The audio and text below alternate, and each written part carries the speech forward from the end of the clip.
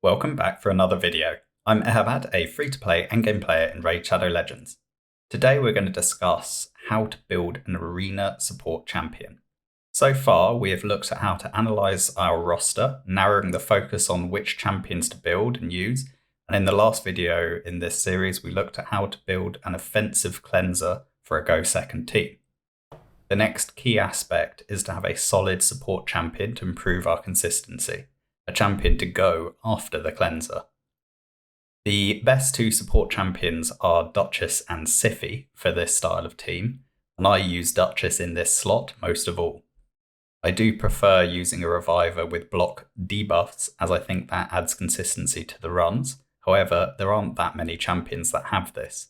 I think Duchess, Siphi and Blind Seer are essentially the only ones. If you are using a cleanser that brings block debuffs, such as Cardiel, Elva, or the new Fragment Fusion Pythian, then you could pair these with a whole host of alternative support champions, even a slow-tuned tanky Arbiter.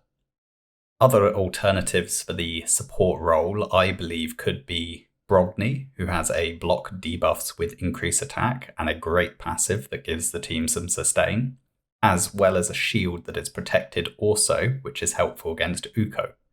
Funnily enough, Uko herself I think would be great in this role as well, as she brings a form of buff removal, as well as a revive, and is generally a nuisance. Tatura could also work if you're running a defensive nuker, as he brings block debuffs and increased defense. However, we lose any form of sustain, so that might be a factor to consider in the rest of the composition. Outside of these champions, I'd likely consider a different team composition. For instance, potentially using Rian as a stripper with a revive, paired with a cleanser, protector, and nuker. Anyway, the focus of this video is how I would build one of these support champions that we've been discussing so far. So firstly, we need to consider a speed range target. And this largely depends on your gear quality, but since this is a video focused generally on late to endgame players, I'd suggest the support needs to be faster than 250, as this is the threshold speed for a number of PvE areas, including the top floors of Doom Tower waves and a number of bosses, for instance, Bommel. Again, here I have to put the same disclaimer as I did in the last video. This series is not aimed at Platinum Arena players where the speed tunes are extremely specific and typically won't work for any other content. Here, I want all of our builds to be usable in as many areas of the game as possible without the need to re-gear. So if we know the bottom of our target range is 250, the top of our range is based on the cleansers we have been building as per the previous video. So ideally, I'd be looking for the support to be in around 260 to 280 range, with my cleansers being just faster at around the 280 to 290 area.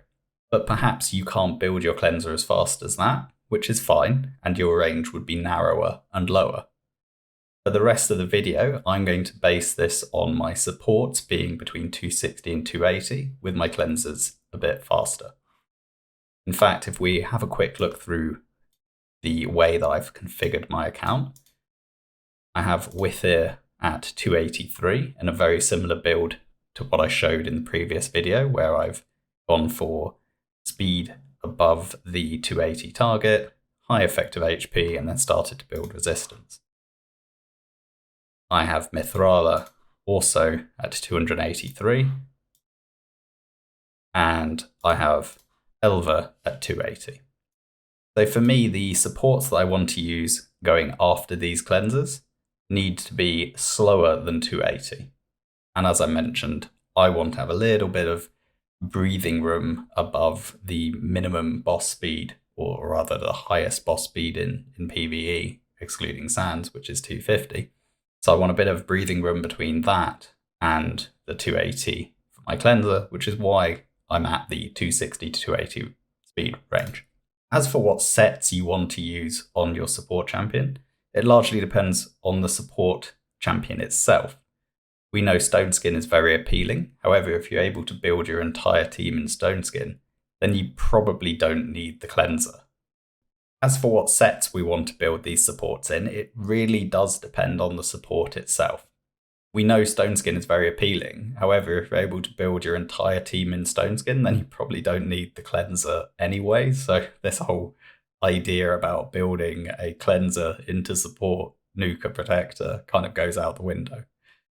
But with that aside, great sets otherwise are Swift Parry, Regeneration, Bolster, Untouchable, Protection.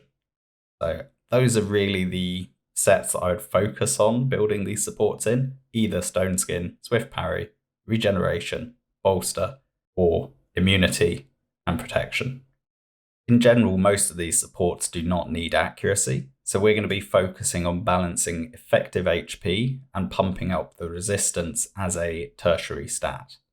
We need some resistance for the support to be viable in Bommel, but moreover, if you can pump high resistance, it will help in Arena in the long run. But as always, it's a balance. So yeah, first we check what speed we can achieve in our target gear set. Then we're going to solve for max resistance. Then select a minimum resistance that we are happy with and solve for effective HP. We can then tweak up and down the speed or resistance to get a more tanky build thereafter. Right, if we move over to the optimizer and we take a look at the Stone Skin Duchess that I have built, we can see how this would work out in practice. So initially I would start on balanced mode. I would probably include all equipment as I want to get this build to be as good as possible, but feel free to exclude lock champions and lock whichever champions you need. I would then set my minimum speed to be the absolute minimum that I'm happy to get away with. In this instance for my builds, I don't want anything lower than 260. I'll then set for maximum resistance. I will then also configure glyphs up to the level at which I'm, say, confident I will be able to glyph the gear or happy to use. So let's at least start with a 4 on speed and a 7 on resistance and see kind of how that goes. We can finesse these as required. I'm really low on resistance glyphs at the moment, so this would be realistic, but otherwise you might be in the long run thinking of, say, a 10 or higher if you're going to put a big glyph on. So initially let's run it with 10 as the resistance on the glyph. Then in terms of sets, because we're doing a Stone Skin only build, we would pick Stone Skin 6, but let's just say hypothetically, what if we only wanted Stone Skin as a single turn and see what we can achieve that way? I'd leave that as it is, and then pretty much I would go and optimize. And this way we can establish what is the maximum resistance that we're able to achieve. You can see here that if we were to focus on resistance only and worry about having a 260 minimum speed on a 4-piece perception, we could realistically achieve a 700 resistance build, but we would sacrifice a lot of HP and a bit of defense. So we would lose a lot of effective HP as a result. But at least this gives us a baseline in terms of what our gear is capable of achieving. You might do the same looking for 6-piece Stone Skin, see where that's possible. And that gets us maximum 650. And again, we'd lose a lot of HP, 30,000 HP. So these builds are not ones that I would suggest using in any way. But this is a way of understanding what your gear is capable of and making adjustments thereafter. So at this point, I'd then move to survival mode. I'd go back to the stats. If we're going to look at the 6-piece Stone Skin, we knew we could get 650. So I'm going to put something lower than that in the resistance field. Let's say 600, and then I'll optimize again. And then you can see we're immediately getting a slightly more attractive build at around 3,700 defense and 75,000 HP, which would be using this set of gear. And we can continue to make further refinements. We can say, well, actually, I know that in most arena settings, HP is more important than defense because of various ignore defense mechanics. And if we say, well, 75,000 is achievable, but let's just say hypothetically I want to force the optimizer to use a higher skew in terms of HP to defense, we could rerun it with a minimum HP in it. You'll see that it will solve now for that minimum HP level what defense is possible. So we're constraining the builds further and further. And you can see that in this instance, it's still not really a build that necessarily we're going to be happy with. So I think we need to drop the resistance that bit further. And it's kind of about iterating these builds, finding a balance between the minimum defense you want, the minimum HP you want, the minimum speed you want, and what resistance you can actually achieve. And that's kind of the way I'd go around it. So in theory, I could probably improve my build slightly, but not by a lot, is the reality. Like I did rebuild most of my account during the free regear period. So like they are pretty much in as good a build as they can be. And if we did the same thing, but we were looking, say, at 4-piece stone skin with any other set, we remember that when we did that, 700 resistance was what we could achieve. If we go back to the stats, and we can say, well, what effective HP could we get with 650 resistance in that instance where, we had a lot more builds around the 700 mark. This will probably take longer, therefore, to optimize. We could start to narrow it. We could exclude certain sets or demand certain main stat pieces or lock the jewelry. We could pick the jewelry we want ourselves and say, actually, we're happy with that jewelry and we'll lock that. So there's various ways of doing it. But the idea here is to get the maximum out of your gear is about setting criteria and iterating it a number of times until you get a balance that you're happy with. So again, here we found a reasonably good build, pretty high defense, pretty high HP, and a resistance level that makes sense for the gear that I have. But, it will be completely dependent on what gear you have. You could be solving for resistance of 350, 250, 450, anything. Even you could be forgetting it entirely and just focusing on maximum EHP. It's completely depends on your gear and your champion you're trying to build.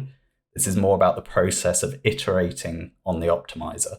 And you can do the same thing manually. You can, if you have in your mind exactly what priority you have in terms of stats, you can be looking for the pieces that achieve that. So here we've got speed and resistance on the attack, on the weapon. In the helm, we've got speed and resistance and HP percent or defense percent. These are the kind of stats we're looking for. So, you've got speed, resistance, HP percent. HP percent main with speed and some flat defense and flat HP, not perfect, but they're still adding additional stats. Would be nice if there was a res substat here, but we haven't been that lucky. HP percent main on the chest with res rolls, no speed. This accuracy is wasted. The flat defense is okay as well. Really don't worry too much about having flat stats that are actually adding to your build. Like, they're not the worst in the game. And then we got speed boots with res. Now again, if we had HP percent, defense percent, any of these other substats would be preferable. So you can definitely do it manually if you don't have the optimizer, but having the optimizer will help you achieve those builds more quickly, and overall you'll get a better result. Lastly, as I mentioned, if you did want to override the HP and rerun those builds where you're skewing the effective HP to favor a higher HP build, that is the last step that I would do. Once you've established that you have a good number of builds at a level of kind of total survivability that you're comfortable with, and all the other stats are locked in, that final step is to push the HP above the level that the optimizer is delivering you the the so-called optimum balance between HP and defense, so that you're favoring a higher HP build with a lower defense build, as you know you're going to be coming up against ignore defense. Right, so that's quite a convoluted video. I do think these kind of real deep dives into how to build champions, they're not the easiest videos to put together, and they're probably not the easiest videos to follow. Please do let me know in the comments whether you like this style of video. I do intend to keep making more of them. We still got to get through Nuka. We've done Cleanser and Support now. We still need to get through Nuka, Protector, Stripper, all the other categories of champion that I put forward in the roster analysis. So we've still got our work cut out.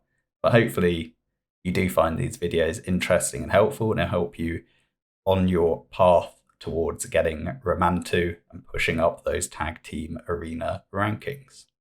As always, thanks for watching. Please like, comment, subscribe, and I'll catch you in the next video. Bye for now.